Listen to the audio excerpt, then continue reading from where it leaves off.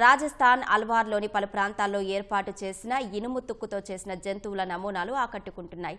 ఢిల్లీకి చెందిన నితిన్ మెహతా బృందం పనికిరాని ఇనుప వస్తువులు, పాత బైక్లు, కార్లతో పులులు, ఒంటెలు, నెమలి వంటి నమూనాలను తయారు చేస్తోంది. ప్రజలకు క్లీన్ ఇండియా ఉద్దేశాన్ని వివరించేందుకు దేశంలోని పలు ప్రాంతాల్లో తుక్కును పర్యావరణ హితమైన విగ్రహాలుగా మారుస్తున్నట్లు నితిన్ మెహతా బృందం వివరించింది. విదేశాల్లోనూ ఈ తరహా నమూనాలను ఏర్పాటు చేసినట్లు తెలిపింది. చిన్నతనం నుంచి తనకు శిల్పకళపై ఆసక్తి ఉందని నితిన్ మెహతా తెలిపారు. పలు ప్రాంతాల్లో భారీ మొత్తంలో వృధాగా పడి ఉన్న పాత బైక్లు, కార్లు తుక్కును వదిలేయకుండా ఏదైనా చేయాలనుకుని ఈ నమూనాలు రూపొందిస్తున్నట్లు వెల్లడించారు. రాజస్థాన్ అల్వార్లోని పలు ప్రాంతాల్లో ఏర్పాటు చేసిన ఇనుము తుక్కుతో చేసిన జంతువుల నమూనాలు ఆకట్టుకుంటున్నాయి. ఢిల్లీకి చెందిన నితిన్ మెహతా బృందం పనికిరాని ఇనుప వస్తువులు, పాత బైక్లు, కార్లతో పులులు, ఒంటెలు, నెమలి వంటి నమూనాలను తయారు చేస్తోంది.